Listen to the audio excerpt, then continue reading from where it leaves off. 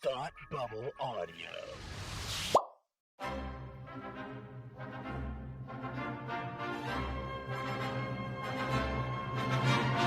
Look, up in the sky! You will never find the more wretched hive of scum and villainy. Welcome to Beer with Geeks with Tim and Frank.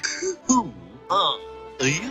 I'm Batman. I am Iron Man. Your friendly neighborhood Spider-Man. Hi, Christopher. I'm Nero. My name is Inigo Montoya. You're a wizard, Harry. A couple of guys with a couple of beers and a whole lot of pop culture nostalgia. Make it so, number one. Ladies and gentlemen, the Beatles. I named the dog Indiana. Life finds a way. I am serious. And don't call me Shirley. Now sit back and crack open a cold one, because it's time for Beer with Geeks. It comes in paints. Shaken, not stirred. Great Scott! I was way off. I knew it started with an S, though.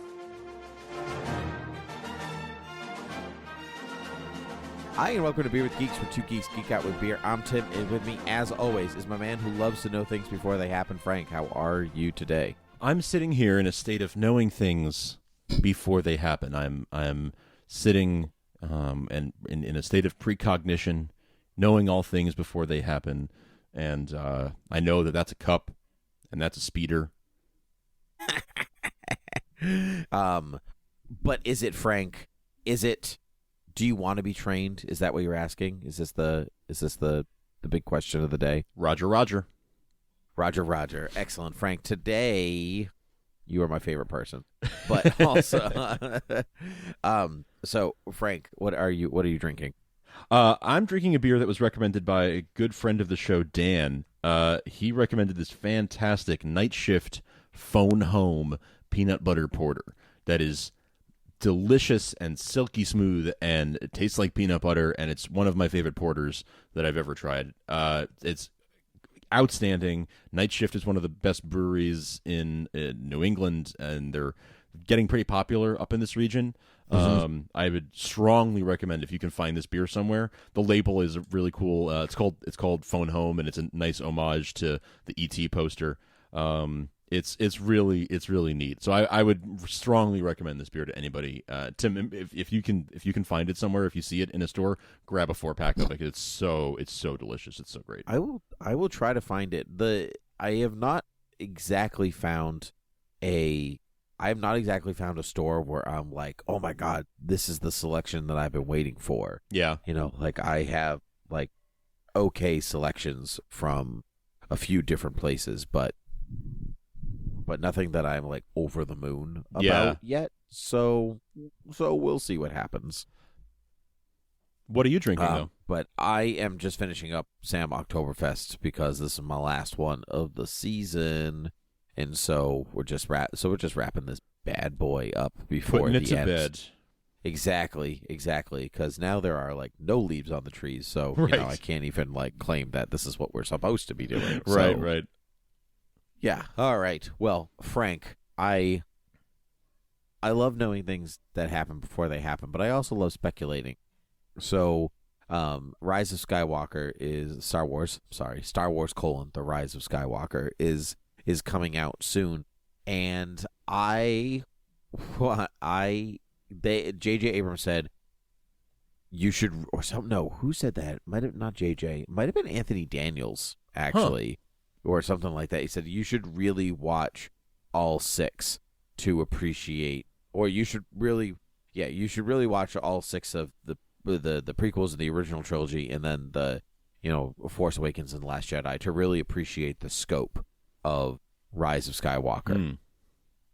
So I mean, I'm on board for that. No, to twist my arm. Yeah, oh, exactly. Man, I gotta watch some more Star Wars. Oh no, it's so terrible. Yeah, right. Yeah, I'm so upset. So we thought that, dear listeners, that Frank and I should retrospect on the prequels and then the OG trilogy and then the 2 new films in an attempt to, encapsulate everything that potentially Rise of Skywalker is going to be about.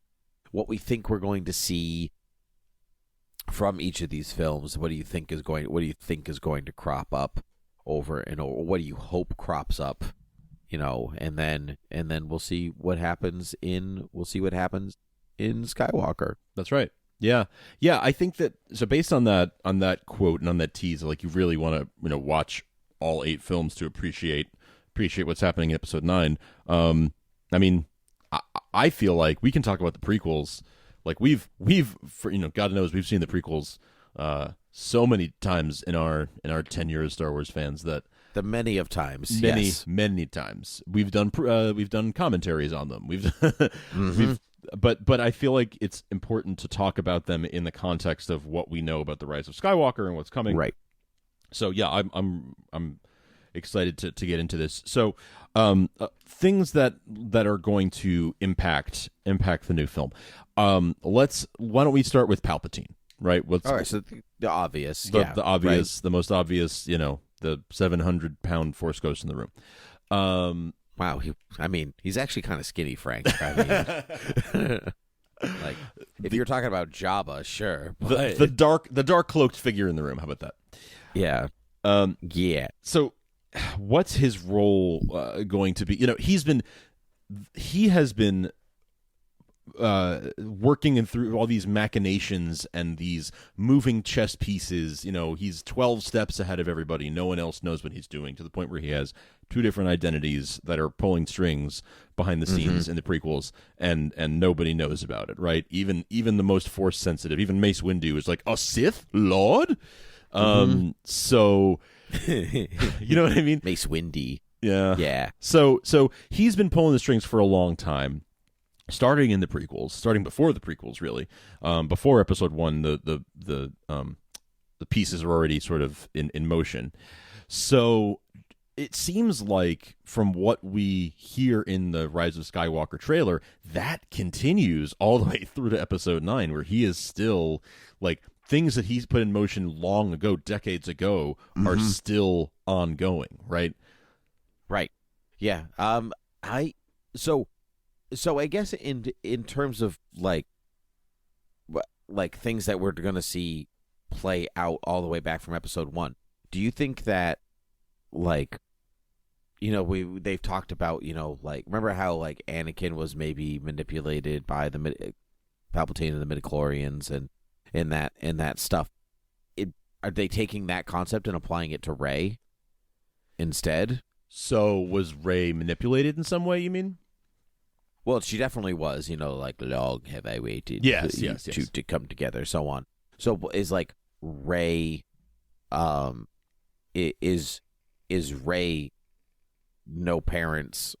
Hi, my name is Rey, I have no parents.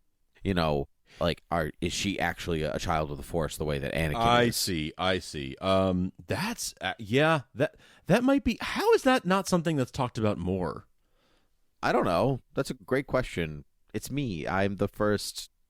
Maybe because she remembers her parents, but I mean, Anakin had a mom. That's it, right? Like, I think she actually does say her family, though. Yeah, I'm waiting for my family. She's not specific. I'm not waiting for my mom and dad. I'm waiting for my family. They'll come back someday. Yeah, someday. But she may even think that she has parents who were just like her adopted parents. Like they may not be her biological parents. They may be people who adopted her and raised her, and maybe they really were, junk traders or whatever who just left her for booze. Like maybe that's what happened, but maybe they weren't her biological parents. Maybe she was a child of the Force. Like that's entirely possible. And even if not, right, is she's clearly like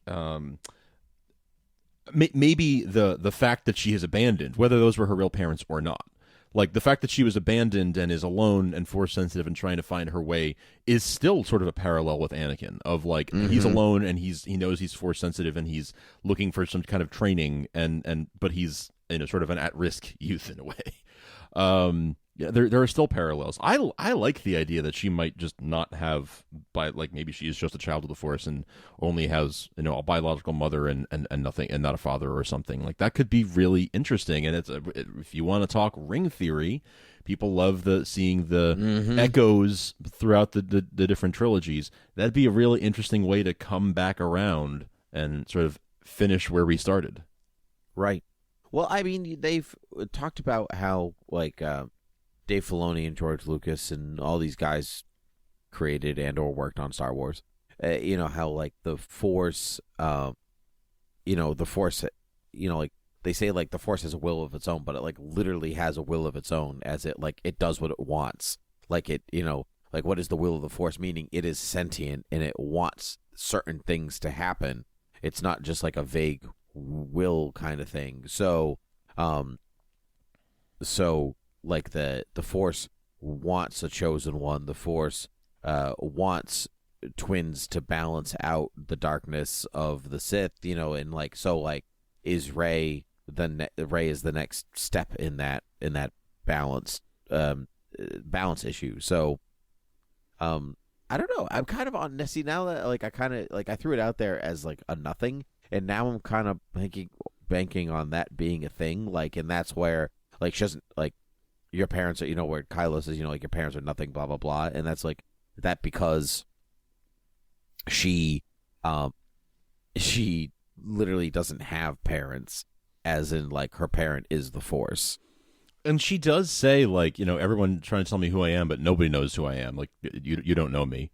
And Kylo says that he does. I mean, maybe that's because they're more connected through the Force than anything else. Like, maybe there is, like, maybe she really is nobody, but he knows her because he knows the Force. Like, and like you said, the Force has a will and wants these things to come to fruition and makes these things come to fruition.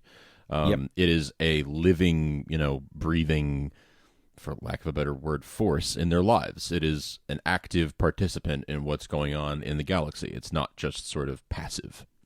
Right, exactly. And I think that is huge. So anyway, let's go back to the prequels, because the whole point of this conversation was to talk about the prequels and not just super speculation. So that's the Palpatine side. But do you think that we're going to see things like, if Palpatine's a big deal, like, has he been, like, do we get to see Naboo again? Like, if this is a romp through Star Wars, 9 episodes, are we revisiting some of the central locations that are important to the prequels and to the OG trilogy, and Naboo being a central factor of, like, we spent 2 movies on Naboo. 2. Are we going back to Coruscant? Are we going to get some pod racing? Pod racing. That'd be weird. Yeah. You mentioned Naboo, and like I feel like we might know by now if we were going back to Naboo, but one thing that does come to mind is there's that ocean planet where the Death Star is, which I mean, I don't know. How likely is it that the Death Star landed on Naboo? I don't really know. But I think they confirmed what that there was an actual name for. Oh, there is. They've given us a name. Yeah, I can't remember what it is, but there is a name for that place now, and it's definitely not Naboo. Oh, all right. Well, I was going to say the oceans could be reminiscent of the Gungan city, like where Gungan city is, but I guess not. The other. I mean, yeah. All right, that's too bad about that. The other thing too is, like, do we go back to Tatooine at some point? Like, right. I know that the desert planet that we're seeing, I think we've been told that the desert planet where there's like the celebration happening and then like the speeder chase apparently might be yet another new desert planet. I mean, there are a lot of deserts just on Earth, so like it's not completely out of the ordinary to have lots of deserts. Oh, no, in places. No. It's not out of the ordinary, but it does seem like, oh my God, like, are we... It feels like something is unresolved. Like if there's gonna be desert planets, it's odd that one of them at some point isn't Tatooine. That's like, okay, Jakku, fine, but like all right. No, that's a good point. It's a very good point. Again, from the point of view of sort of closing the loop, it feels like in a story, in a narrative sense, you might come back to Tatooine. You could make an argument for why you'd want to come back to Tatooine and sort of put a bow on things, but maybe that's too clean and neat and contrived. But it does make me wonder, like, are we going to go back to any of the planets that you're mentioning, any of the planets from the prequels? Do we go back to any of those places, and do they play an important role? Like, we could go to Coruscant or at least see glimpses of it. It could be super, super interesting to see some of those worlds come back into play. Mm-hmm. I think that's part of what's missing from the new trilogy is that it's very intent on making new worlds, new aliens, new this, but I miss some of the aliens that I've seen previously. You know, like what happened to all the Twi'leks and the Wookiees and the this, and like we've seen some repeats, but not a lot. Not a lot. No. Yeah. Yeah. No, not a lot happening. So, and they're not in the forefront either. And we so haven't seen like any Rhodians in the sequels, and we haven't seen any Hutts, and we haven't seen any like sort of like staple of the original trilogy and the prequel trilogy, like stable of aliens that I would frankly expect. And it's clearly not a. We've seen new ones, and we've seen some like Mon Calamari here and there and stuff like that. And we had those like weird like nun creatures from The Last Jedi, and of course the Porgs and a few other new ones. But I kind of expected more of a throwback in terms of just even like in the background of a scene, right? Like just aliens we'd recognize, even at Maz's castle and stuff. Right. There was like not one recognizable alien at Maz's castle. They were all new. And that's one of those things. Like it makes sense. Big galaxy out there. There's lots of creatures, just like there's lots of planets, and maybe a lot of them are desert planet. But it does feel like don't you want to throw some of them in there, like just to make it feel familiar to the audience, right. Right, it's that making it feel familiar part that's important. But also from like a design team standpoint, like I understand like you want to create something new. Sure. You don't want like the same 10 species showing up all the time. Like, is the galaxy really that big? There's only 10 animals. Right, There's only 10 aliens. There's only 10 this. So I get that, but anyway, so let's talk the cast of the prequel series. Like, are you expecting anybody to show up from the prequel series? Like we know Palpatine's showing up. Like Hayden Christensen has been widely rumored to show up. He's going to Galaxy's Edge, and like he hasn't done anything Star Wars in years and years, and all of a sudden he's like, hey, I'm at Galaxy's Edge, hey, I'm at this convention, hey, I'm over here, and you're like, hey, Hayden Christensen, are you like in Star Wars again? Yeah, and he's sort of suspiciously quiet on that front, right? He did appear with Ian McDiarmid, who plays Palpatine. They appeared in Salt Lake City, I think, that there was a live. They were supposed to appear. Yeah. Well, they did. So yes, they were supposed to appear at like Salt Lake City Comic-Con, and minutes before that panel happened, it was supposed to be a panel discussion between the two of them, and minutes before it was canceled. And the rumor is that Disney like phoned in and was like, "Nuh-uh, those two cannot get on stage together. We forbid it." So, and like people were already seated in the hall waiting for the panel to start, and like an hour before or something, it was just the kibosh came down from Disney. But that same week, they did both appear together after the Salt Lake City like symphony orchestra. Did one of those live, like we play the score along with the movie. Yeah. I don't remember which film it was, but the two of them came out and just like waved, like said hi to the crowd after the movie. Didn't talk at length or anything, but they did make an appearance on stage together, and they just sort of said like, "We're so thrilled to be here. Thanks for coming out. Okay, bye everybody." Yeah. That was it. So they didn't really say anything, but they did appear together because they were already in town for the Comic-Con that didn't happen, or the panel at Comic-Con didn't happen. So they've been together, and there have been weird things like that happening. I don't know, man. I the fact that Hayden is around makes me feel like, to your point, he hasn't done anything Star Wars in like decades, and now he's back in the Star Wars consciousness. That seems to me like it can't be a coincidence. So I think we very well might see him. I maybe as a Force ghost, or something. I have a theory. Okay, hit me. I have another theory. So Palpatine's back. Let's say he's a clone or something, right? Is it completely out of the realm of possibility that Anakin comes back as a clone as well? I mean, to fight Rey. We've already got clones in this world, right? There's a whole movie about them. About them. There's a whole thing called the Clone Wars, right? Like there's a whole TV series about it. Like clones are an established part of this saga and of this franchise. So Yeah, right? man. Of course that's possible. Of course it's possible. Yeah. So it's not like, so maybe they're like being mum on it because it's not just like we all think it's Force Ghost, but maybe maybe you're talking like a clone fight, like, it would, like, how out of the realm of possibility. I mean, like, obviously he has Vader's DNA. He like made him, at the end of Revenge of the Sith. Like, you couldn't take some skin samples. Sure. It was a little flayed, but you certainly could. You spent all that time with him as senator and chancellor and whatever else. So, like, compared to all the other things that Palpatine has done, saving some DNA would be trivially easy. Yes, exactly. So he spends all that time in, like, if Vader has, like, Vader's castle and his bacta tank and all that stuff, his DNA is everywhere if the Emperor really wanted to take some. So maybe he's holding back because he's not just, like, showing up as, like, hey, it's me, I'm a Force Ghost, like, good job, Rey. Maybe he's showing up as, like, Darth Vader, not in maybe not in the armor, but like maybe like a version of something like that. Like, that's very possible. Very possible. Yeah. Yeah. I mean, in theory, if it was a clone, he wouldn't need the armor. He wouldn't need to be more machine than man, right? He'd be a clone who was, like, rebuilt in the flesh. So he could just be Anakin, like just like the human.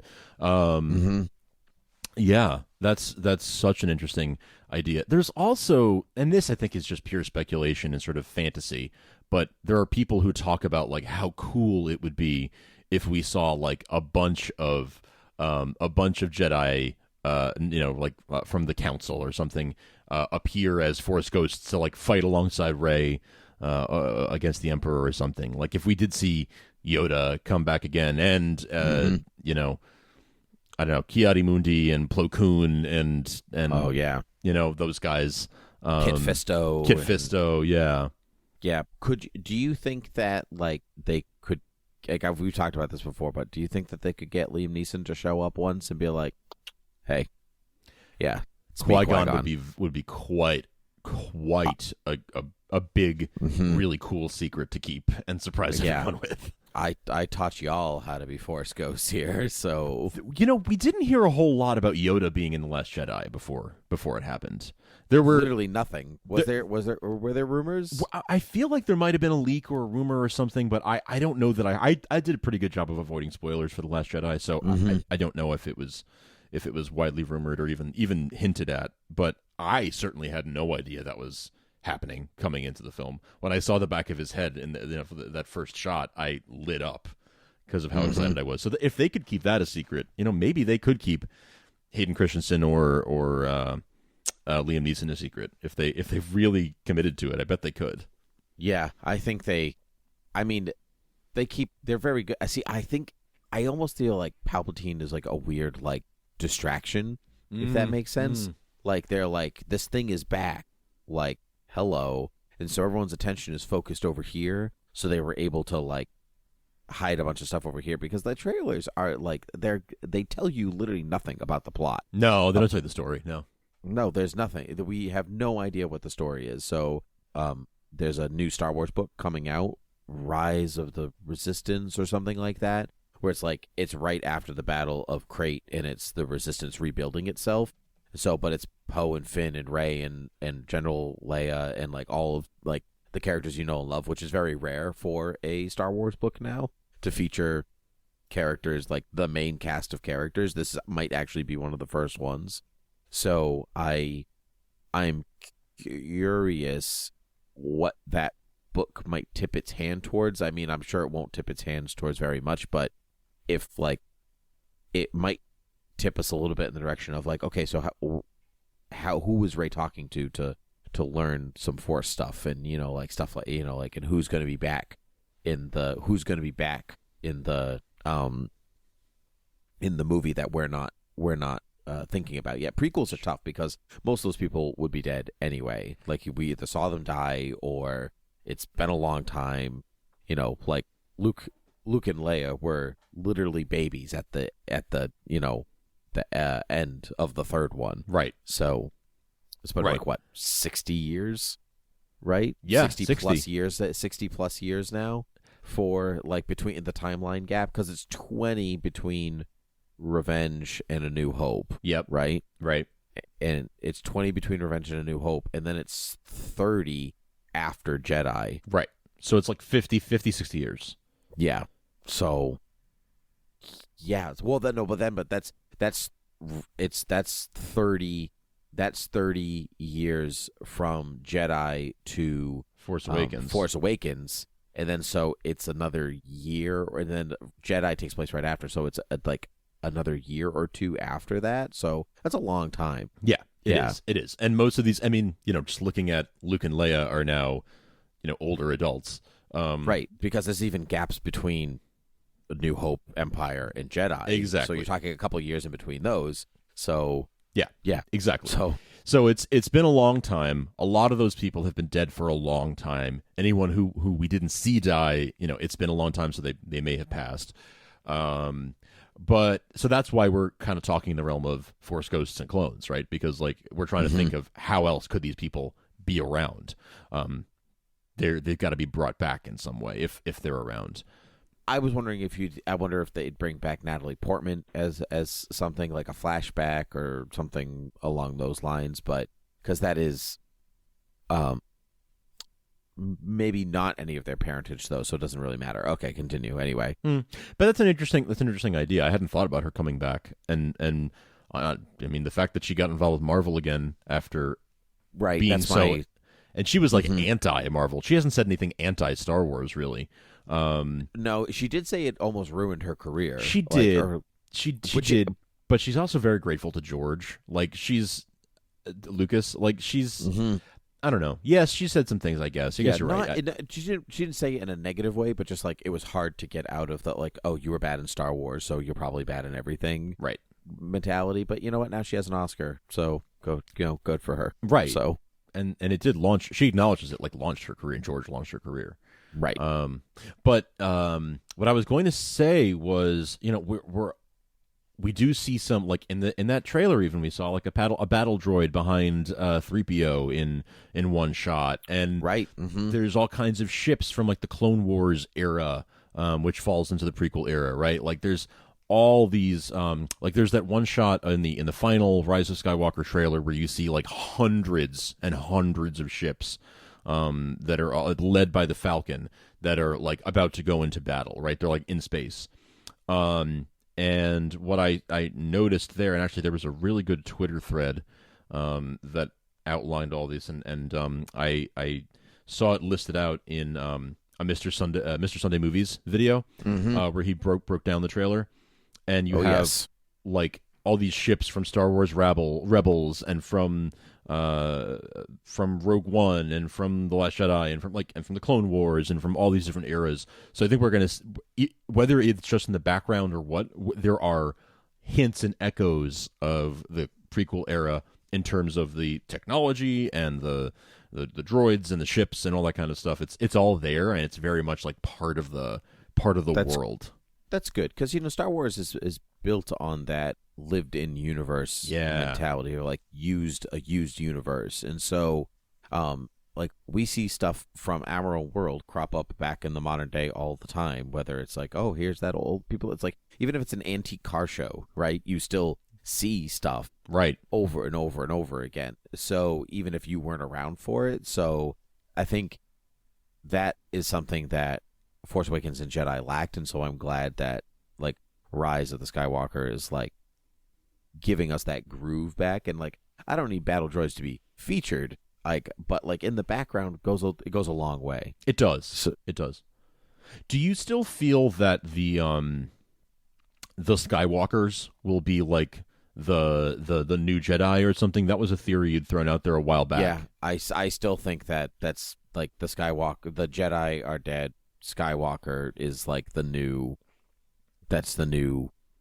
realm of something. Like you take that last heroic act of Luke Skywalker and you parlay that into a new order of some kind, whatever that looks like. It could be like a bunch of Ronin, right? Right. Like as opposed to a bunch of samurai. So like, but there's definitely there's a new way of doing it, and I'm pretty sure that's it. Which that's fine by me. That's great. I would love to see that. Sure. I would too. Know what to do. I really don't know what the title would mean alternatively. apart from that being like Rey's new name or something like that. You know what I mean? Like, but I don't know. I don't know where else that would go. Right. Yeah. It would be interesting if that is the way that they go, which I still think is very much a possibility. It would be interesting to see how that, how much that looks like the Jedi Order from the prequels of old, and how organized, is it more of an organized religion type thing, or is it less of a less organized and more, I don't know, more on their own, and less of a formalized sort of, we have a temple and we have training and we have all these things. Like maybe it's a little bit more loosey-goosey. Yep. I don't know. Yeah. All interesting things. I think we're going to see a lot of prequel DNA throughout the Rise of Skywalker. Just from what we've seen already, we see little hints of it. So I'm pumped. I'm pumped for that. Me too. Last question. Do you think that Mace Windu is going to show up? Because Sam Jackson was like, I'll play him anytime. Doesn't matter. Do you think we'll see a Force Ghost Mace Windu? Maybe he just fell out that window and he's been just walking around the galaxy ever since, looking for his hand. I don't know. I thought you were going to say looking for his hamburger, which would have been a great Sam Jackson reference, but yeah. Royale with cheese. Yeah, right, exactly. Oh, man, that's good. Wait, anyway, just walking around the galaxy looking for his hand. It's probably gone by now, Mace. It disintegrated. Hate to tell you. It's been a while. Yeah. All right. Well, you can find us on beerwithgeeks.com, Twitter, Gmail, and Facebook. You can rate and review us on iTunes and find us all other places podcasts can be found. You can go to beerwithgeeks.com to check out our backlog of Beer with Geeks episodes. You can head over to thoughtbubbleaudio.com to look at all other Thought Bubble Audio shows, and patreon.com/thoughtbubbleaudio to support the shows. Great. Right on. Frank, this has been marvelous talking to you as always. Next up, we'll talk about what we may be seeing within the OG trilogy, but not back to back because, we have time. So, yeah. So OG trilogy coming at you. So, Frank, until next time, cheers. Cheers.